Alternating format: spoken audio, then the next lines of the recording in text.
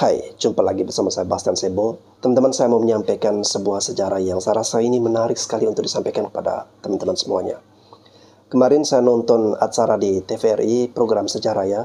Mereka menampilkan film dokumenter tentang pertempuran Yosudarso dan kawan-kawan di Laut Arafuru atau Laut Arafura ya. Jadi di sini saya sebut Laut Arafuru. Ya mudah-mudahan ini bisa menambah wawasan atau bisa menambah pengetahuan kita tentang sejarah ya teman-teman. Kita harus selalu ingat pesan dari Bapak besar kita Bung Karno yang berpesan jas merah jangan sesekali kita melupakan sejarah. Tapi saya disclaimer dulu nih teman-teman ya. Jadi apa yang saya sampaikan di sini itu dari sudut pandang saya ya. Nah, jika teman-teman ingin mencarikan sejarah yang lebih lengkap, literasi sejarah yang lebih bagus, kronologisnya, waktu, tanggal dan segala macam yang pokoknya lebih lengkap lah, itu teman-teman silakan baca artikel-artikel sejarah yang banyak sekali di internet, kemudian buku-buku sejarah atau mendengarkan langsung dari ahli-ahli sejarah ya. Jadi takutnya saya menyampaikan sepotong-sepotong atau menyampaikan versi saya yang mungkin ada kurangnya atau ada lebihnya sehingga menimbulkan kesalahpahaman di sini ya. Jika kurang lengkap atau tidak benar, silakan teman-teman meluruskannya di kolom komentar. Dan saya sangat menghargai itu. Satu lagi teman-teman, saya tidak menyampaikan Pak Yosudarso atau Bung Yosudarso, tetapi saya menyebut nama Yosudarso. Jadi karena ini saya membawakan materi tentang sejarah, jadi saya memanggil nama saja ya teman-teman. Jadi mohon dimaklumi, mohon dipahami. Ini yang harus teman-teman ketahui bahwa Yosudarso dia tidak harus diikutsertakan dalam misi tersebut ya. Yang misi pada waktu itu dinamakan dengan misi infiltrasi ya, atau misi penyusupan. Jadi misi ini adalah misi untuk menyusupkan para infiltran atau para pejuang-pejuang untuk dimasukkan di wilayah Irian Barat ya. Nah kalau kita tarik mundur di awal ya teman-teman, pada waktu itu Jepang sudah menyerah pada sekutu pada tanggal 15 Agustus 1945. Kemudian setelah itu Indonesia mengkumandangkan kemerdekaan pada tanggal 17 Agustus 1945. Lalu kemudian Indonesia sebagai negara yang merdeka pada saat itu sudah membentuk wilayah-wilayahnya, yaitu wilayah-wilayah yang menjadi bekas jajahan dari pemerintah Hindia Belanda yang meliputi daerah-daerah di Nusantara. Sedangkan Belanda yang pada saat itu kembali menguasai Indonesia dengan melalui berbagai perundingan-perundingan, mereka mengakui untuk menyerahkan wilayah-wilayah yang menjadi kedaulatan dari NKRI, tetapi atau terkecuali adalah Irian Barat ya. Irian Barat ini tidak diserahkan oleh pemerintah Belanda kepada pemerintah Indonesia. Jadi Belanda menganggap bahwa Irian Barat ini merupakan daerah mereka ya. Jadi Irian Barat ini tidak diakui sebagai daerah kemerdekaan Republik Indonesia. Pemerintah atau dalam hal ini pihak dari Indonesia atau pihak kita tentunya tidak tinggal diam. Kita ingin benar-benar Belanda angkat kaki dari semua wilayah yang ada di Nusantara. Sudah dilakukan berbagai perundingan-perundingan tetapi menemui kegagalan. Lalu pada saat melakukan perundingan pada tahun 1949 di Den Haag, Belanda yang dinamai dengan Konferensi Meja Bundar, itu termuat salah satu kesepakatan untuk membicarakan sengketa atau masalah Irian Barat ini itu nanti 1 tahun kemudian. Namun apa yang terjadi di kemudian hari, Belanda ternyata belum mau melepaskan Irian Barat ya. Meskipun dari Indonesia sudah mencoba melalui berbagai perundingan, kemudian sempat membawa ini ke Majelis Umum PBB, tetapi negara-negara anggota pada waktu itu lebih memihak atau lebih mendukung ke Belanda ya. Wilayah Papua atau dulu disebut Irian Barat itu menjadi perebutan antara Indonesia dan Belanda. Itu berlangsung bertahun-tahun ya. Dari perundingan-perundingan menemukan berbagai kendala atau gagal ya. Dan dari PBB sendiri lebih memihak pada Belanda. Lalu akhirnya pemerintah Indonesia memilih untuk menggunakan cara lain. Sebelum dilakukan aksi militer, sebenarnya Indonesia masih memberikan kemanusiaannya ya untuk menghindari konfrontasi atau menghindari peperangan. Yaitu masyarakat Indonesia pada waktu itu melakukan demonstrasi besar-besaran menuntut agar Belanda segera meninggalkan Irian Barat. Karena tidak diindahkan juga, akhirnya aset-aset milik perusahaan-perusahaan Belanda yang ada di Indonesia kemudian diambil alih oleh masyarakat kita, lalu diserahkan ke pemerintah. Sehingga Indonesia dan Belanda ini benar-benar memutuskan hubungan diplomatik dan akhirnya bermusuhan. Karena di lain sisi juga Belanda terbukti mereka tidak memenuhi kesepakatan dari Konferensi Meja Bundar atau KMB. Lalu kemudian dalam pidato Presiden Soekarno di alun-alun Yogyakarta pada tanggal 19 Desember 1961, Bung Karno mengumumkan Trikora. Isi dari Trikora ini adalah menggagalkan Irian menjadi negara boneka dari Belanda. Kemudian mengibarkan bendera merah putih di tanah Irian. Lalu kemudian mempersiapkan mobilisasi umum untuk mempertahankan kemerdekaan dan persatuan. Dengan dikeluarkan Trikora oleh Bung Karno, akhirnya pada waktu itu dilakukannya operasi militer Indonesia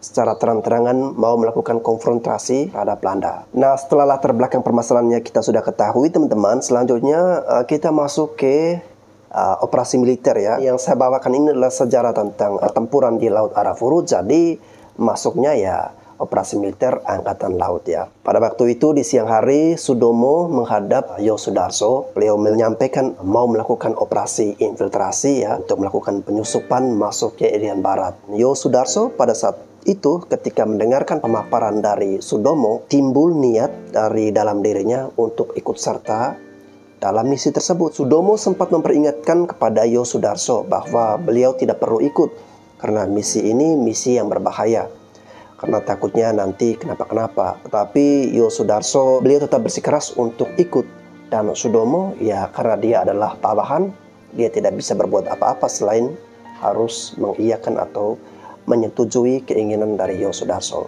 Untuk melakukan misi penyusupan atau misi infiltrasi ini, mereka mengirimkan 4 kapal ya, yaitu KRI Macan Tutul, KRI Macan Kumbang, kemudian KRI Singa, dan KRI Harimau.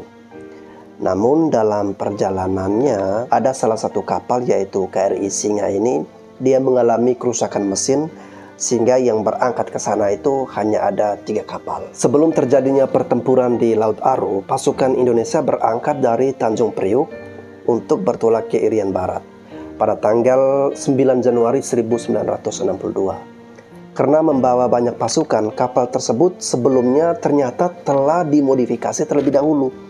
Mereka mencopot senjata utama yaitu torpedo yang memiliki ukuran 12 inch. Hal itu mereka lakukan supaya ruangannya menjadi lebih luas ya, karena kapal ini harus dipersiapkan untuk membawa infiltran yang lumayan banyak.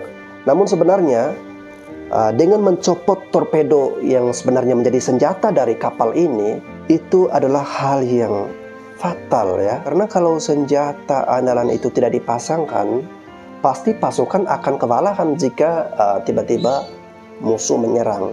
Misi yang dilakukan oleh pasukan Indonesia ini ya teman-teman, itu benar-benar rahasia. Mereka bahkan tidak boleh menggunakan radio. Sinyal radio bisa saja terdeteksi dan keberadaan mereka dapat diketahui oleh lawan. Jadi dalam melakukan perjalanan mengarungi lautan dari Tanjung Priuk ke Irian Barat, mereka sama sekali tidak boleh singgah di pelabuhan manapun. Untuk pengisian bahan bakar dan juga keperluan logistik, itu ada kapal yang bertugas khusus untuk mengantar.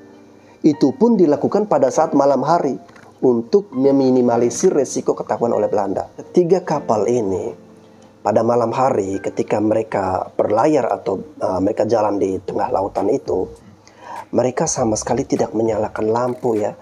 Jadi ini benar-benar misi rahasia. Pemerintah Presiden Soekarno saja tidak tahu kalau ada misi seperti ini ya. Setelah terjadinya peristiwa itu, baru pemerintah kita bisa tahu.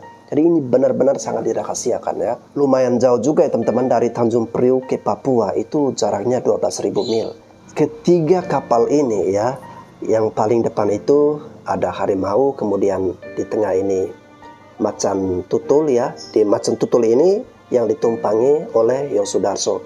Di belakangnya itu ada Macan Kumbang. Nah, saat mereka sudah memasuki Laut Aru dalam kesunyian dan kesepian malam, tiba-tiba jam 9 malam itu, dari atas udara ada 2 buah pesawat dari Belanda. Mereka menembakkan flare, semacam mercusuar atau semacam seperti kembang api teman-teman. Kalau kita tembak pada malam hari itu jadi terang kan. Nah, jadi kurang lebih gambarannya seperti itu. Laut Aru, lautan Pasifik yang sebenarnya malam hari itu gelap gulita, sepi, akhirnya menjadi terang benderang. Belanda sudah mengetahui atau sudah mengintai ada kapal dari musuh. Dan ditembaknya flare ini semakin jelas, semakin terang benderang. Akhirnya dilihatnya Belanda, oh ada 3 kapal, ada musuh di sini. Setelah ketahuan, Belanda kemudian mengerahkan 2 buah kapal perang milik mereka yang tentunya lebih besar dari kapal milik kita pada saat itu. Dan sebenarnya teman-teman, kekuatan waktu itu tidak seimbang ya. Karena misi dari Indonesia ini adalah mau mengantar pasukan infiltran ini untuk menyusup dan masuk ke tanah Papua.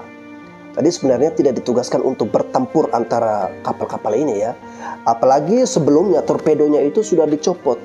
Dan juga teman-teman, di kapal itu hanya ada senjata meriam ya, senjata mesin meriam yang daya jangkaunya itu tidak terlalu tidak terlalu jauh ya. Daya jangkaunya itu hanya jarak tertentu saja. Belanda kemudian melepaskan tembakan peringatan dan jatuh tepat di KRI Singa. Lalu kemudian dari kapal Sudomo, beliau juga melepaskan tembakan ke arah kapal Belanda. Sehingga pada malam hari itu terjadilah pertempuran. Tetapi dalam pertempuran tersebut, 2 KRI milik Indonesia karena menyadari kekuatan Belanda yang pada saat itu lewat udara ada pesawat, di darat juga ada 2 kapal besar. Karena ya Indonesia pada saat itu menyadari bahwa kekuatan mereka tentulah tidak seimbang. Akhirnya 2 kapal ini mereka berbelok haluan untuk balik kembali. Sedangkan KRI Macan Tutul yang ditumpangi atau yang di situ ada Yosudarso, mereka tidak putar mundur ya, tetapi malah Yosudarso mengambil kendali untuk maju mau bertempur melawan kapal milik Belanda. Apa yang dilakukan oleh Yosudarso pada waktu itu adalah untuk mengalihkan perhatian Belanda ya. Dia jadikan KRI Macan Kumbang ini sebagai umpan biar anak buah atau prajurit-prajurit yang lain itu bisa lolos. Dan pertempuran yang tidak seimbang itu akhirnya terjadi ya teman-teman. Kapal KRI Macan Tutul dengan peralatan yang seadanya mereka bertempur melawan kapal Belanda yang memiliki peralatan yang lebih lengkap. Dan akhirnya kapal milik Belanda ini benar-benar menembaki jantung dari KRI Macan Tutul sehingga menyebabkan kerusakan yang parah terhadap kapal ini. Dan Yosudarso pada saat itu dia masih sempat mengambil corong radio. Beliau teriak dan itu terdengar sampai ke 2 kapal yang sudah pergi meninggalkan lokasi tersebut. Dia teriak lewat corong radio, kobarkan semangat pertempuran. KRI Macan Tutul ini ditembaki, dihujani peluru-peluru dari Belanda dan akhirnya KRI Macan Tutul tenggelam ya. Yosudarso dan 25 prajurit yang lainnya mereka terkubur di Laut Arafuru ini. Teman-teman, dengan peristiwa sejarah ini, saya menganggap bahwa apa yang dilakukan Yosudarso pada waktu itu sangat luar biasa sekali ya teman-teman. Karena beliau seharusnya dengan kedudukan yang lebih tinggi, dia tidak lebih mengutamakan dirinya, tetapi malah dia mengorbankan dirinya, mengorbankan bersama dengan anak buah dan prajurit-prajurit yang lain di kapal Macan Tutul ini untuk berkorban ya demi menyelamatkan 2 kapal yang lain. Karena kalau 3-3-nya ini mereka semuanya balik mundur bersama-sama, tentunya Belanda akan mengejar ketiga kapal ini. Dan Yosudarso tidak mau seperti itu. Beliau berpikir bahwa ya sudah, lebih baik mereka yang bertempur untuk melawan Belanda demi menyelamatkan yang lain. Belanda pada saat itu mereka senang dan menganggap remeh ya. Kok bisa Indonesia dengan kapal seperti ini nekat untuk mau berperang melawan mereka? Ya, mereka mengatakan bahwa misi yang dilakukan oleh Yosudarso ini gagal ya teman-teman. Tetapi kegagalan itu hanyalah versi dari Belanda. Tetapi bagi saya dan juga bagi teman-teman atau masyarakat Indonesia, apa yang dilakukan oleh Yosudarso ini justru membangkitkan semangat pertempuran dari Indonesia. Setelah infiltrasi dan pengorbanan yang dilakukan oleh Yosudarso, Indonesia malah lebih mengerikan lagi ya teman-teman. Mereka mengerahkan 100 buah kapal perang yang tadinya cuma berjumlah 3, tetapi sekarang muncul 100 kapal perang. Kemudian lewat jalur udara, banyak sekali dikirim pasukan infiltran untuk datang ke Papua Barat. Karena menyadari kekuatan militer Indonesia yang pada saat itu sangat dahsyat dan luar biasa, Belanda terpojok, Belanda akhirnya mengalah sehingga pada waktu itu di PBB sebenarnya negara-negara PBB tidak mendukung kita, akhirnya berbalik ya, termasuk Amerika Serikat berbalik mendukung Indonesia. Lewat PBB Belanda untuk menyerahkan Papua Barat ke pangkuan Indonesia. Dan pada saat itu diadakan papera dan akhirnya masyarakat Papua memilih untuk menjadi bagian dari NKRI. Terus terang, saya memiliki kebanggaan tersendiri ya. Saya bangga luar biasa karena kita memiliki sejarah seperti ini teman-teman. Ini sejarah pertempuran yang paling heroik yang pernah dilakukan oleh Angkatan Laut kita teman-teman. Pertempuran yang dilakukan oleh Yosudarso di Laut Arafuru itu memberikan nilai kebanggaan bangsa kita memiliki martabat karena sejarah-sejarah yang hebat. Mereka bertempur di laut yang gelap gulita, di laut lepas seperti itu. Mereka berani mati, mereka berani untuk menghadapi pasukan Belanda yang walaupun kekuatannya tidak seimbang, tetapi mereka gugur sebagai kusuma bangsa. Sejarah seperti ini teman-teman harus kita hargai, harus kita hormati, harus selalu kita gaungkan. Sejarah pertempuran di laut yang heroik seperti ini belum tentu dimiliki oleh negara-negara yang lain teman-teman. Di Indonesia, sejarah sudah mencatat bahwa ada pertempuran laut yang super heroik pada waktu itu. Yosudarso dengan gagah perkasa bertempur di laut lepas dalam kesunyian kegelapan malam, terkubur di Laut Aru dan nama mereka harum selama-lamanya.